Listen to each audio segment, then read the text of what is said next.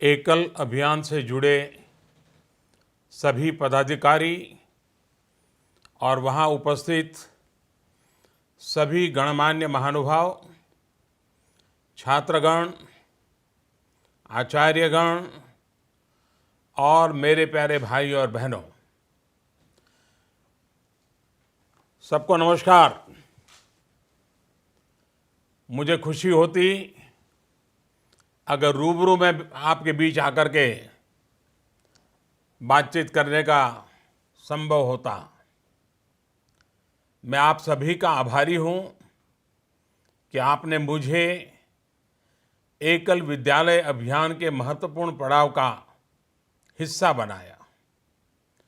आज का ये दिन इस अभियान से जुड़े 1 लाख शिक्षकों, 3 लाख कार्यकर्ताओं के लिए गौरव का दिन होना बहुत स्वाभाविक है, लेकिन मेरे लिए भी ये अवसर बहुत सुखद अनुभव देने वाला है। आप सभी 28 लाख से ज्यादा ग्रामीण और विशेषकर आदिवासी बच्चों का सिर्फ भविष्य नहीं, आप उनके माध्यम से राष्ट्र का निर्माण भी कर रहे हैं। मुझे याद है कि 3-4 साल पहले मैंने एक कार्यक्रम में आप सभी से ये आग्रह किया था कि 2022 तक हमें एकल विद्यालयों की संख्या 1 लाख तक पहुंचानी है। लेकिन मेरे लिए खुशी की बात है कि आपने इस लक्ष्य को 3 साल पहले 2019 में ही हासिल कर लिया। ये दिखाता है कि लगन, परिश्रम, समर्पण के साथ योजनाबद्ध तरीके से काम किया जाए, खुद पर दृढ़ विश्वास हो, तो कोई भी लक्ष्य असंभव नहीं है।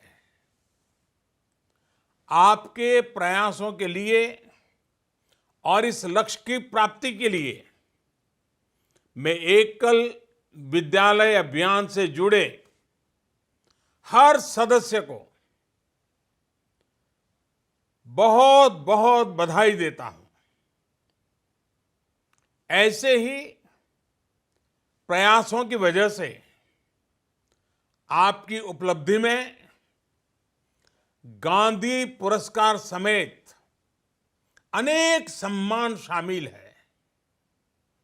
साथियों, इस अभियान की कहानी हर चरण में पूरे देश के लिए प्रेरक रही है। इस आंदोलन को जन जन से जोड़ने के लिए हमारे अनेक समर्पित वरिष्ठ साथियों, प्रेरक व्यक्तित्व और उन सबका मार्गदर्शन मिलता रहा है। आज उनके योगदान को भी हम बहुत आदरपूर्वक स्मरण करते हैं। उनके त्याग, तपस्या, पुरुषार्थ को हम नमन करते हैं। संयोग से आज का ये दिन ऐसे अवसर पर आया है जब आदिवासियों, वंचितों, पिछड़ों के लिए समर्पित हमारे संविधान के निर्माता डॉक्टर बाबा साहब भीमराव आंबेडकर की आज पुण्यतिथि है। बाबा साहब ने एक बार अपने एक दोस्त को शिक्षा के महत्व के संदर्भ में एक चिट्ठी लिखी थी। आज के इस अवसर पर उस चिट्ठी के बारे में मैं आपको जरूर बताना चाहता हूं। बाबा साहब ने अपने मित्र को लिखा था, हमारा विकास और तेजी से हो सकता है जब लड़के और लड़कियां दोनों की शिक्षा को ही बराबर महत्व दिया जाए। इसलिए अपने जीवन का ध्येय बनाओ कि लोगों को जागरूक करोगे और जितने भी लोग आपके करीबी होंगे उन्हें शिक्षा का महत्व समझाओगे।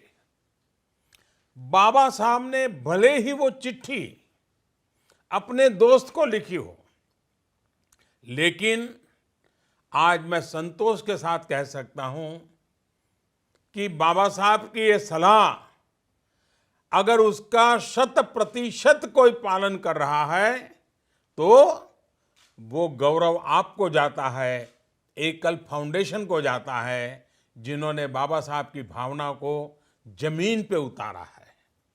साथियों, आज भले ही एक शिखर पर आप खड़े हैं, लेकिन करीब 4 दशक की इस यात्रा में आपने अनेक चुनौतियों को पार किया है और ये अब धीरे धीरे और लोग भी जानने लगे हैं कि कैसे मुसीबतों से गुजरते हुए आप यहां तक पहुंचे हैं। देश के सबसे मुश्किल क्षेत्रों में, वनवासी इलाकों में, कभी कभी तो लगता है जहां सरकारें भी नहीं पहुंच पाई, वहां एकल अभियान जैसे प्रयासों ने समाज को शिक्षित और सक्षम बनाने का बीड़ा उठाया। झारखंड से शुरू हुआ ये अभियान आज देश के 27 राज्यों के साथ कोने कोने में विस्तृत हो चुका है। ये आप सभी के लिए जितनी बड़ी उपलब्धि है, उतना ही हम सभी के लिए गौरव का विषय है। साथियों, एकल अभियान खुद में ही आउट ऑफ बॉक्स सोच की मिसाल है। ये जानकर और भी खुशी होती है कि आप शिक्षा को सिर्फ किताबी ज्ञान या अक्षर ज्ञान तक सीमित नहीं रखते हैं। आप वनवासी बच्चों के समग्र विकास के लिए कोशिश कर रहे हैं। कहीं पर पोषण वाटिका बनाकर वनवासी बच्चों में पोषण की आदत को प्रोत्साहित किया गया, कहीं जैविक खाद से खेती के लिए प्रशिक्षित किया गया, कहीं जड़ी बूटियों के औषधीय गुणों को लेकर ट्रेनिंग दी गई। प्राथमिक शिक्षा, बुनियादी स्वास्थ्य, रोजगार के लिए कौशल, सामाजिक स्वावलंबन की शिक्षा और जन जागरण की शिक्षा, शिक्षा का ये पंचतंत्र मॉडल निश्चित रूप से सफल सिद्ध हो रहा है। इसमें वनवासी समाज के जीवन स्तर को ऊपर उठाने में, उन्हें उनके हक के प्रति, उनके दायित्वों के प्रति जागरूक करने में बहुत मदद मिल रही है। आज जब एकल स्कूलों से निकले बच्चे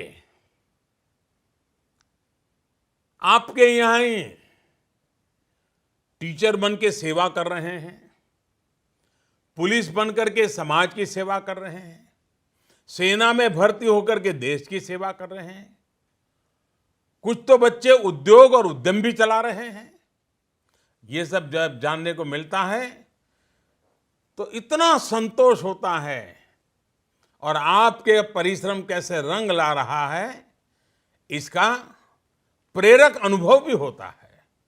साथियों, आप जिस भावना और जिस मिशन के साथ वनवासी क्षेत्रों में, जनजातीय क्षेत्रों में काम कर रहे हैं, केंद्र सरकार भी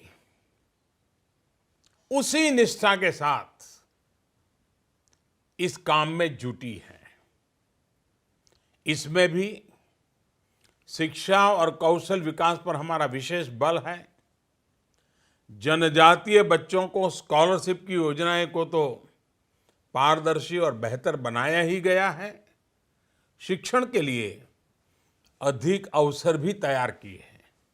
इसके लिए एकलव्य मॉडल रेसिडेंशियल स्कूल का व्यापक नेटवर्क देश भर में तैयार किया जा रहा है।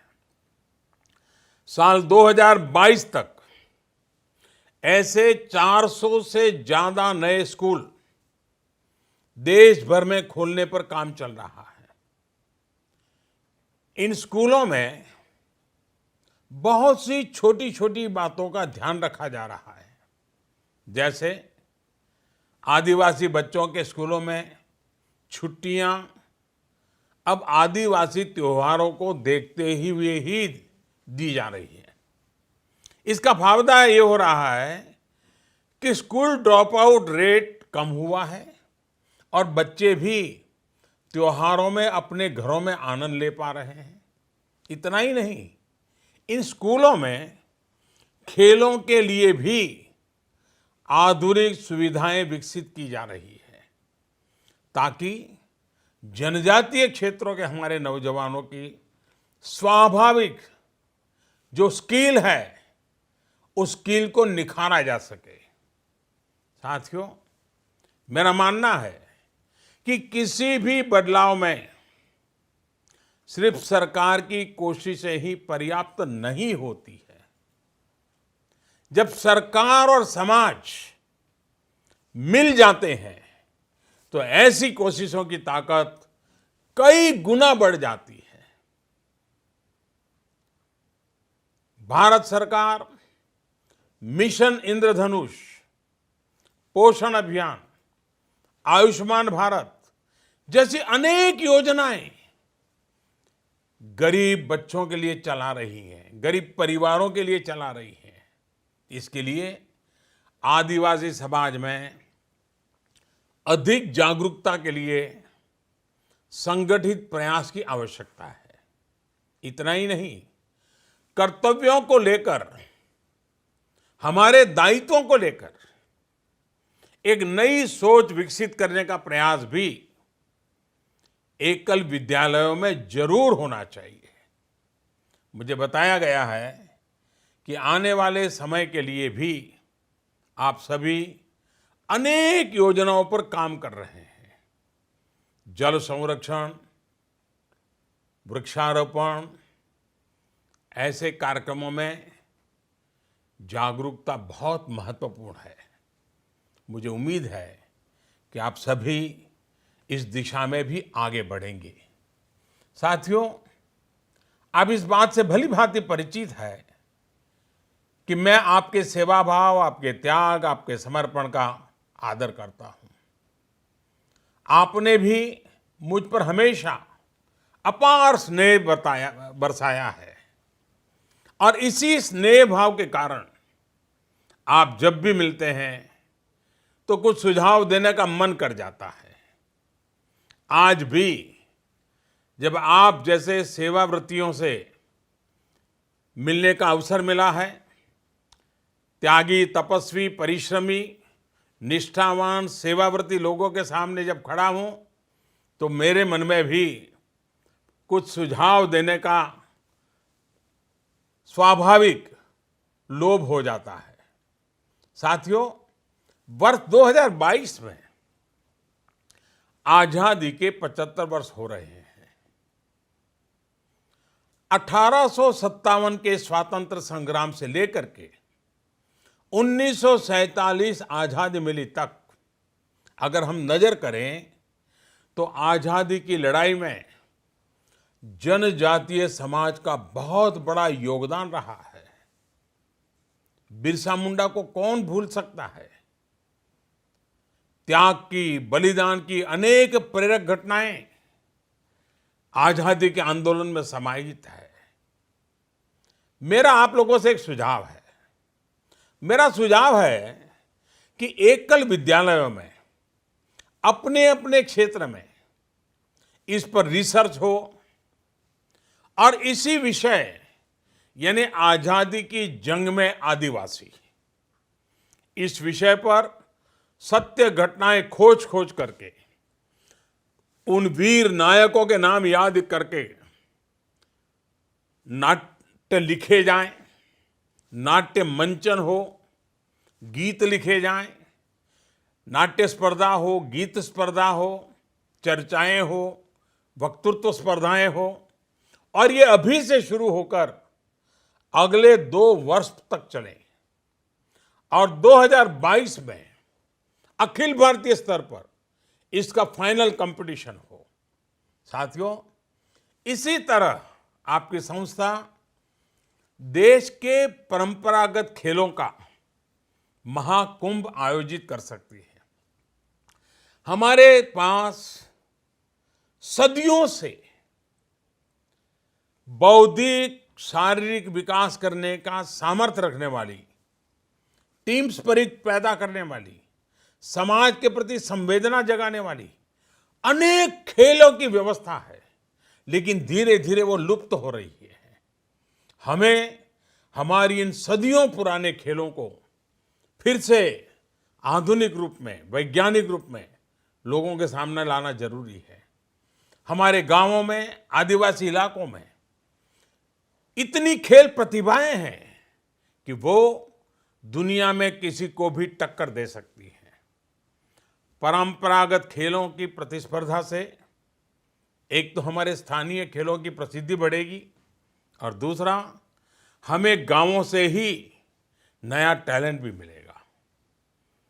इसे भी जिलावार, राज्यवार कंपटीशन करके आगे बढ़ाया जा सकता है। स्थानीय प्रशासन और अन्य प्रशिक्षण संस्थाओं के सहयोग से एक काम और किया जा सकता है। शहरों के कई 1000 प्राइवेट स्कूलों या सरकारी स्कूलों जो अच्छे माने जाते हैं, उनका संपर्क करना चाहिए और ऐसे जो अच्छे माने जाने वाले विद्यालय हैं, उनके साथ हमारी एकल विद्यालय की मित्रता कराई जाए, एक पेयरिंग कराई जाए, सहयात्री का एक अभियान चलाया जाए और साल में एक बार एकल विद्यालय के छात्र, उनके साथ जो मित्र स्कूल हो शहर में, सिर्फ छात्र वहाँ जाएं, वहाँ रहें, वहाँ का माहौल देखें और ये भी पक्का किया जाए कि ये एकल विद्यालय के छात्र शहर की इन विद्यालयों के छात्रों के घर में रहे। इसी तरह शहरों के स्कूल के छात्र भी अपने इस सहयात्री पेयरिंग जो एक एकल विद्यालय होगा, वहाँ पर जाएं साल में एक बार, उस वहाँ के रीति रिवाज, गांव, उनका जीवन को देखें, समझें और वे भी उनके बीच में एक रात बिताएं, वहाँ के माहौल को देखें। आप कल्पना कर सकते हैं, एक भारत श्रेष्ठ भारत कहो, सामाजिक समरसता कहो, समाज के हर वर्ग में संवेदना जगाने का प्रयास कहो, सब चीजें एक साथ उभर करके आ सकती हैं। मैं समझता हूं कि इस तरह के प्रयास और इसका एक लाभ एकल स्कूल के विद्यार्थियों और शहर के छात्र को, दोनों को लाभ होगा। इससे उनके परिवार को भी लाभ होगा और ऐसी घटनाएं वो जीवन में कहीं पर भी होंगे, ये बातें उनको हमेशा याद रहेगी और जीवन में कोई भी निर्णय करते होंगे तो ये घटनाएं उनके निर्णय के अंदर बहुत बड़ा महत्व पैदा करेगी। साथियों, आप सभी का जोर इस शिक्षा पर भी है। आपने आधुनिकता को, टेक्नोलॉजी को आत्मसात करने का भरपूर प्रयास किया है और इसके लिए आप अभिनंदन के अधिकारी हैं। आप आदिवासी बच्चों को पिछड़ेपन की जिंदगी जीने देना नहीं चाहते, आप उनको आधुनिक भारत का हिस्सा बनाना चाहते हैं। ये सोच आपकी वंदनीय है। इसी से जुड़ा मेरा एक आग्रह है, सभी एकल विद्यालयों से जुड़े एक डिजिटल डैशबोर्ड को लेकर 1 लाख हमारे सारे एकल विद्यालय एक ही डिजिटल डैशबोर्ड पर हो। और आपकी जो सेंट्रल व्यवस्था हो, स्टेट लेवल की और सेंट्रल लेवल की, वो डेली एक ऐसा डैशबोर्ड बनाया जाना चाहिए जिसमें रियल टाइम इंफॉर्मेशन हो, रियल टाइम मॉनिटरिंग हो और रियल टाइम ऊपर से नीचे मार्गदर्शन पहुंचे, इसकी व्यवस्था हो। साथियों, 2022 में स्वतंत्रता के 75 वर्ष पर आपकी इस तरह की सफलताएं महात्मा गांधी के ग्राम स्वराज, बाबा साहेब का सामाजिक न्याय, दीनदयाल उपाध्याय जी का अंत्योदय और स्वामी विवेकानंद जी के गौरवशाली भारत के निर्माण के संकल्प को पूरा करने के लिए बहुत बड़ी ताकत बन जाएगा, बहुत बड़ी मदद करेगी। आपको आपकी उपलब्धि के लिए फिर से मैं बधाई देता हूं, भविष्य के लिए अनंत शुभकामनाएं देता हूं और आपने मुझे आपके बीच आने का अवसर दिया। टेक्नोलॉजी के माध्यम से भले आया हूं, लेकिन मैं आपके इस प्यार को कभी भूल नहीं सकता हूं। आप सबको मेरी तरफ से अनेक अनेक शुभकामनाओं के साथ बहुत बहुत धन्यवाद।